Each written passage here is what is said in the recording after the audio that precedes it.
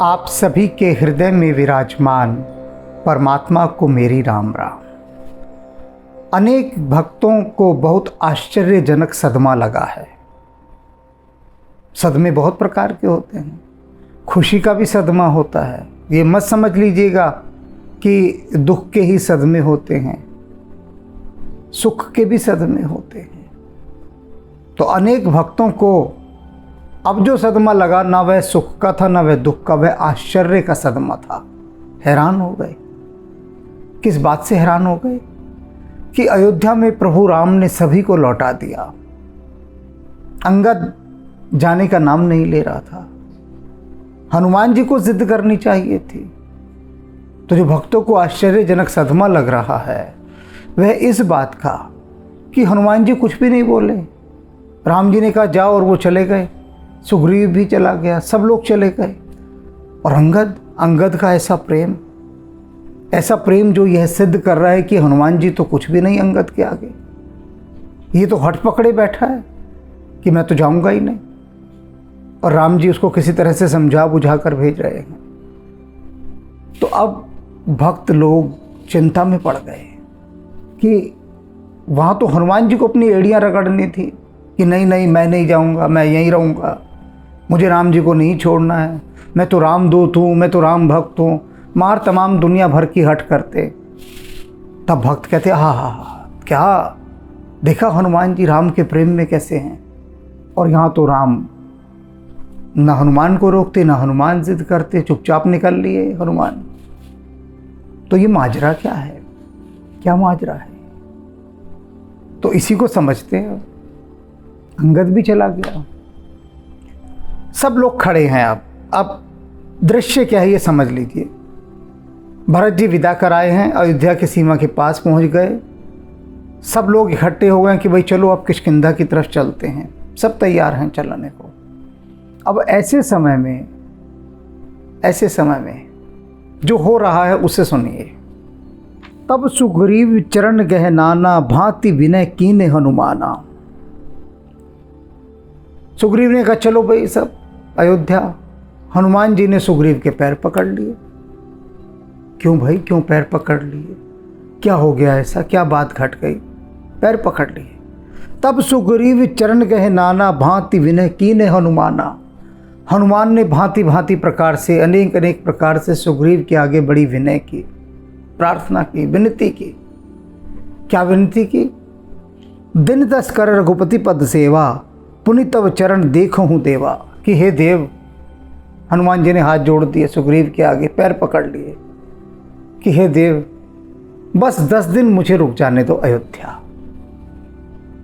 वहाँ पर राम जी की मैं सेवा कर लूँ और उसके बाद लौट कर आके आपके चरणों के दर्शन करूँगा। बस 10 दिन। जैसे लोग कहते हैं ना भाई 2-4 दिन, ऐसे हनुमान जी ने 10 दिन कहा। कोई एग्जैक्ट 10 दिन की फिक्र नहीं थी कि 10 ही दिन रुकना है।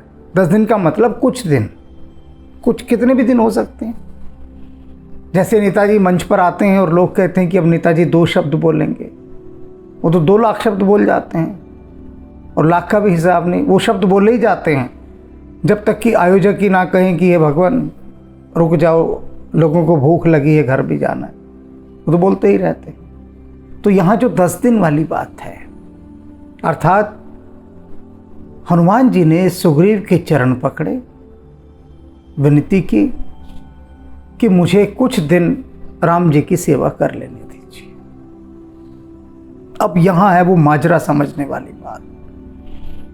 यहाँ पर है हनुमान सुग्रीव के मंत्री हैं, सुग्रीव के आत्मीय मित्र हैं। और यदि हनुमान जी को पूरा समझना है ना कि उनका सुग्रीव से क्या संबंध है और राम से क्या संबंध है, अगर पूरा समझना है तो रामबाण आध्यात्मिक उपन्यास पढ़ना ही होगा। नहीं तो इधर उधर की अटकलों से अपने को अज्ञान से भरते रहिएगा। अगर वास्तव में जानना है तो यूँ समझ लीजिए, हनुमान जी सुग्रीव के एम्प्लॉई हैं, उनके नौकर हैं, सेवक हैं। अब मंत्री राजा की आज्ञा के बिना तो कुछ नहीं कर सकता ना, कुछ भी नहीं कर सकता। हनुमान जी को जो भी कुछ करना है पहले सुग्रीव से अनुमति लेनी पड़ेगी।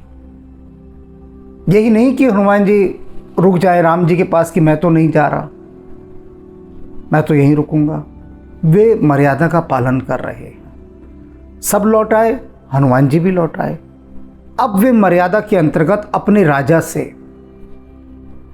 क्योंकि किष्किंधा नरेश हैं सुग्रीव, वानर राज हैं सुग्रीव, और एक मंत्री होने के नाते यदि कुछ भी करना है तो हनुमान जी को सुग्रीव से अनुमति लेनी ही होगी। तो उन्होंने पैर पकड़ ली अपने राजा के और क्या कहा कि मुझे अनुमति दीजिए कि मैं राम जी की सेवा में जा सकूं। इसे मर्यादा कहते हैं, इसे संस्कार कहते हैं। ये है बात। अब सुग्रीव क्या कहते हैं? पुण्य पुंज तुम पवन कुमारा। सुग्रीव कहता है कि हे पवन पुत्र, तुम तो पुण्यों की राशि हो। कितने सुंदर शब्दों का उपयोग यहाँ सुग्रीव कर रहा है। कहता है कि पवन पुत्र तुम पुण्यों की राशि हो, सेव हो जाई कृपा अगारा। वे जो कृपा के धाम हैं, भंडार हैं, जाओ और उनकी सेवा करो। अनुमति दे दी, कुछ भी लेकिन किंतु परंतु नहीं लगाया। तत्काल प्रसन्नता पूर्वक सुग्रीव समझता है, इस बात को समझता है, क्योंकि जिन लोगों ने रामबाण उपन्यास का अध्ययन किया है वो वहाँ देख रहे हैं कि सुग्रीव अनेक प्रसंगों में हनुमान के प्रति ईर्ष्या से भर जाता है, कोफ्त खा जाता है, कुछ इरिटेट, गुस्सा, चिड़चिड़ा कि ये हनुमान मेरा मंत्री है या राम का। जब देखो तब राम की पैरवी किए जा रहा है। राम जो कहते हैं कहता हाँ यही सही है प्रभु, और ये तो राम के साथ मिलकर मुझे मरवाने का पूरा चक्कर चला रहा है हनुमान। सुग्रीव का वो जो चंचल वानर मन है वो हनुमान को लेकर बहुत चिंतित है कि हनुमान को हो क्या गया है। बजाय कि हनुमान मेरा पक्ष ले तो राम का पक्ष ले रहा है। तो ये किसके पक्ष में है हनुमान? मंत्री मेरा, मित्र मेरा, और गुण गा रहा है राम के। तो वो जो डाउटफुल माइंड है ना, संदेहग्रस्त चित्त, वो रामबाण उपन्यास में दिखाई दे रहा है कि परमात्मा भी अगर सामने हो तो मन परमात्मा पर भी संदेह करता है, और सबसे ज़्यादा तो परमात्मा पर ही संदेह करता है, एक दूसरे पर चाहे ना करे। और सुग्रीव ने जितने संदेह राम पर किए, जितने संदेह राम पर किए, आज तक किसी ने नहीं किए। तभी कह रहा हूँ रामबाण उपन्यास में देखना, पता लगेगा सुग्रीव के मन की गहराइयों में जाकर। वहाँ रिकॉर्डिंग की है हमने, हम तो जा नहीं सकते थे। हनुमान जी ने कहा चलो हमारे साथ दिखाते हैं, और वो भीतर सुग्रीव का जो मन है वहाँ पर पूरा मूवी कैमरा लगा दिया। एक एक क्षण की वहाँ पर पूरी खबर कि उसके मन के उस आकाश में क्या क्या घट रहा है, कैसी आंधियाँ हैं, झंझावात हैं, चक्रवात हैं, तूफान है। पूरा सुग्रीव का जो अंधड़ भरा मन है, आंधियों से भरा मन, राम के प्रति आंधियों से भरा, इतने संदेह राम के प्रति, इतने संदेह, परम आश्चर्यजनक। तो यहाँ पर हनुमान सुग्रीव से अनुमति लेते हैं। पुण्य पुंज तुम पवन कुमारा, सेवहु जाई कृपा आगारा। अस कही कपि सब चले तुरंता, अंगद कहूँ सुनो हनुमंता। अनुमति देकर सब सारे वानर चल दिए, और तब अंगद कहे सुनो हनुमंता। अंगद ने कहा सुनो हनुमान, मेरी बात सुनो, चलते चलते मेरी बात सुन लो। क्या कहूँ दंडवत प्रभु, सै तुम ही कहूँ कर जोड़। कि हनुमान जी मैं हाथ जोड़कर आपसे प्रार्थना करता हूँ, जब आप प्रभु के पास जाएं लौटकर तो मेरी दंडवत कीजिएगा उनको। समझना बड़ी मज़ेदार बात है, दंडवत कीजिएगा उनको। अक्सर हम लोग कहते हैं अरे भाई वहाँ जा रहे हो, उनको मेरी नमस्ते कह देना, मेरी राम राम बोल देना, कहते हैं ना। दूसरा भी सुन लेता, हाँ हाँ बोल देंगे। कोई किसी की राम राम नहीं बोलता, कोई नमस्ते नहीं बोलता, सब भूल भाल जाते हैं। मैंने एक बार किसी को कहा भाई तुम वहाँ जा रहे हो ना हिमालय में, तो वहाँ इस साधु के आश्रम में ज़रूर जाना और जाकर मेरा दंडवत प्रणाम करना उनको। बोला जी हाँ कर देंगे। लौट कर आया, मैंने कहा मेरी तरफ से दंडवत प्रणाम किया उनको? बोले नहीं किया। तो मैंने कहा तुमने तो कहा था ना तुमने मैं करूँगा, क्यों नहीं किया? वो बोला मैं भूल गया।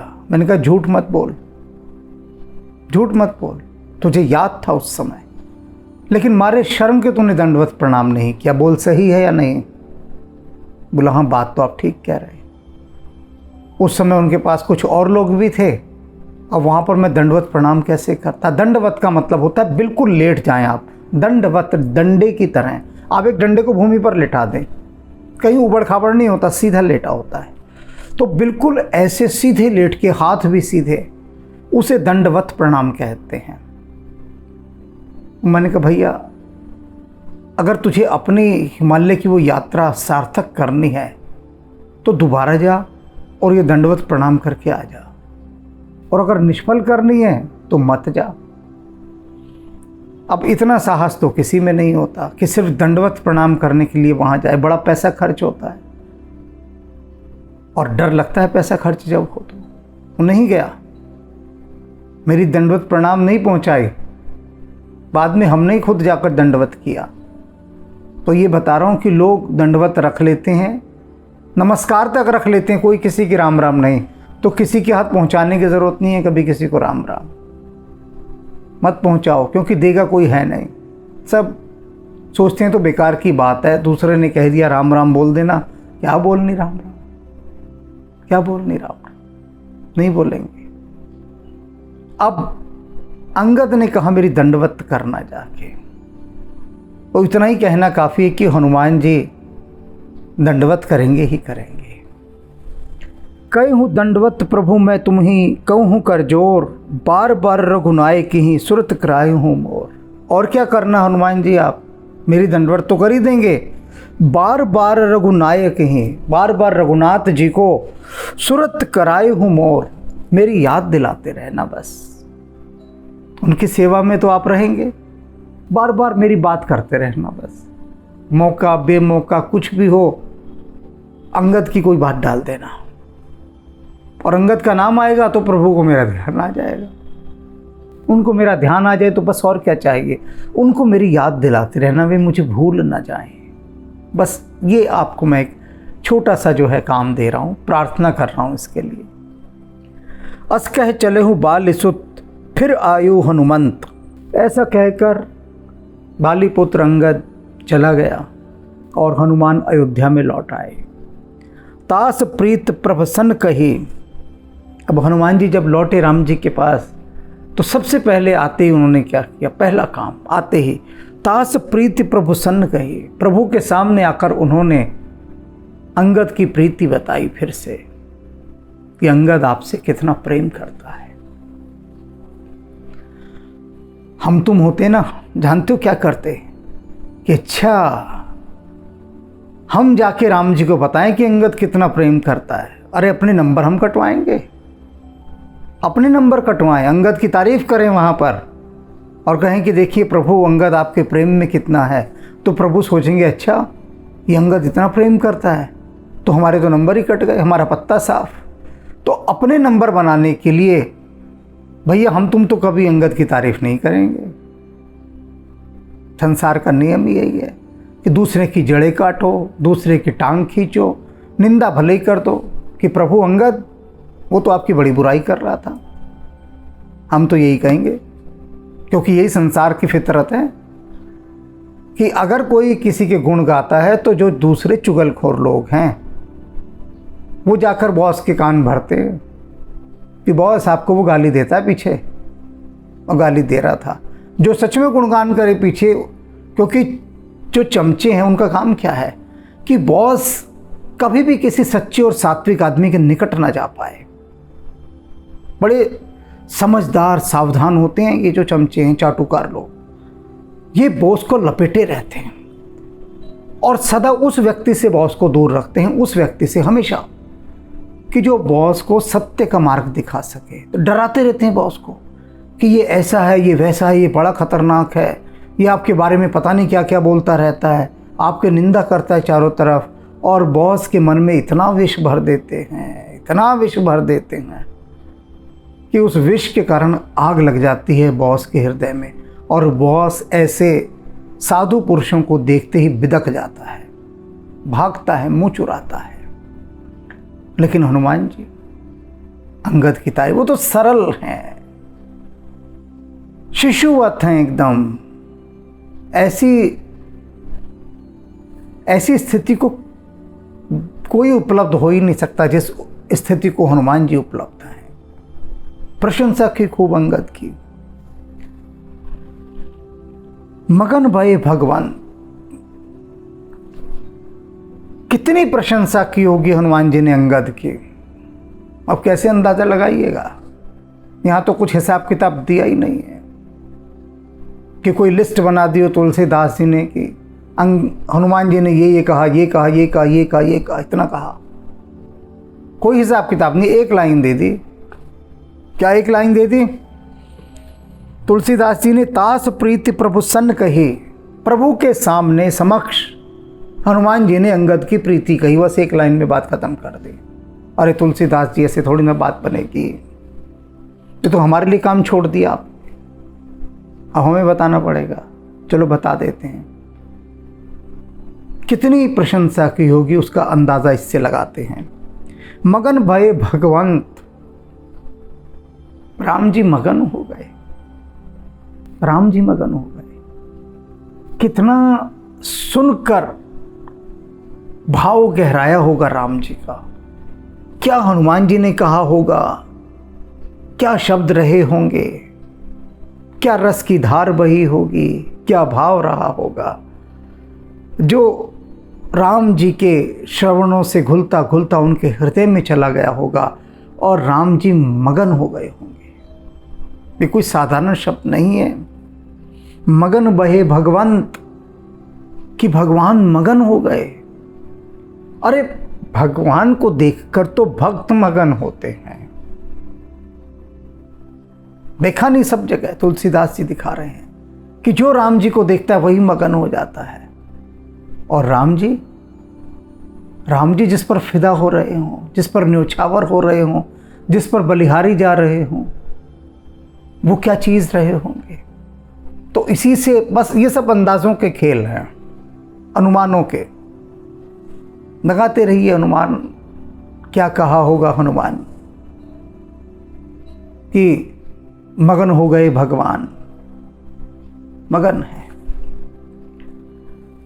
कुल सुहु चाहि कठोर, अति कोमल सुमहु चाह, चित्त खगेश राम कर, समझु पर है कहु कहा। काकभूषण जी कह रहे हैं, गरुण महाराज, जितना कठोर हृदय राम जी का है ना, जितना कठोर हृदय, उतना संसार में किसी का भी नहीं है, किसी का भी। बहुत कठोर हृदय हैं राम जी। और जितना सुकोमल हृदय राम जी का है, इतना सुकोमल हृदय संसार में किसी अन्य का है ही नहीं।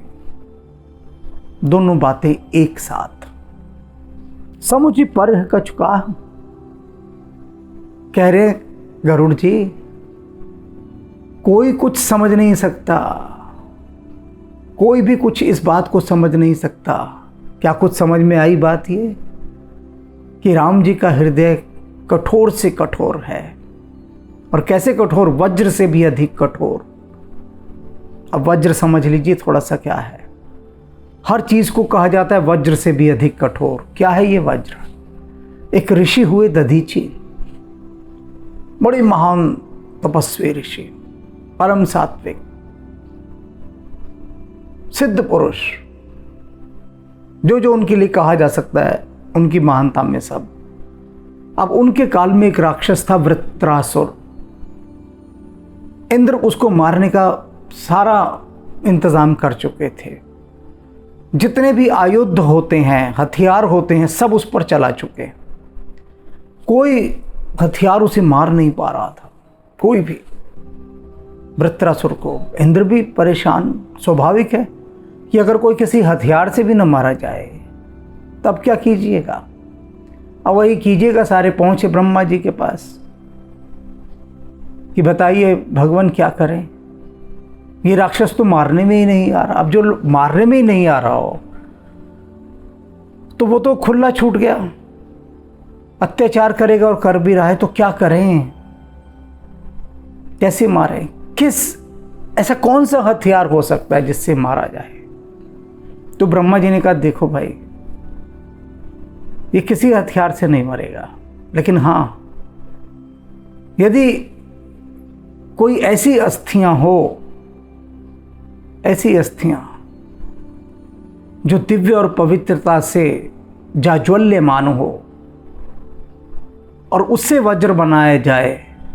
वज्र जाने हनुमान जी, जैसे हनुमान जी गदा लिए रहते हैं ना, उसे वज्र कहते हैं। तो उस वज्र से ये मर सकता है। अब इंद्र बोले कि भगवान आप ही बता दीजिए ऐसे किसकी अस्थियां हो। उन्होंने कहा दधीचि ऋषि की अगर अस्थियां मिल जाए तो। अब किसी की अस्थियों मिलने का मतलब समझते हो? कोई आदमी आपको आकर कहे कि भैया आपके शरीर की सारी हड्डियां चाहिए, उससे एक हथियार बनाना है, तो तुम क्या कहोगे? तो ठहर जरा 1 मिनट, पहले मैं तेरी हड्डियां निकाल लूं, तू मेरी हड्डियां निकालने आया है, ठहर जा। और वो आदमी भाग लेगा। अब देवराज इंद्र ने कहा कि आप भी कैसी बात कर रहे हैं, हम किसी ऋषि के पास जाएं और उनसे कहें अपनी अस्थियां हमें दे दो, अस्थि दान कर दो, ये कैसे संभव है? तो ब्रह्मा जी बोले नहीं संभव है तो फिर अत्याचार सहो वृत्रासुर का। आप पहुंच गए देवराज इंद्र दधीचि ऋषि के पास, भगवान ये समस्या है और ये निदान है, आपकी अस्थियां चाहिए। दधीचि कहते हैं अरे इससे सुंदर काम क्या होगा कि संसार की रक्षा के लिए यदि मेरी अस्थियां काम में आए, ले लो। और वे अपना भौतिक शरीर त्याग कर अपनी अस्थियों को इंद्र को सौंप देते हैं और इंद्र उससे एक वज्र का निर्माण करते हैं। इतना कठोर था वो, कठोरता की वो सीमा माना गया कि उससे अधिक कठोर कुछ नहीं हो सकता। उससे फिर वृत्रासुर का वध किया। अब इधर तुलसीदास जी क्या कह रहे हैं कि राम जी का हृदय उस वज्र से भी अधिक कठोर है। तो पहले तो इस बात को समझ लीजिए। कैसे समझेंगे?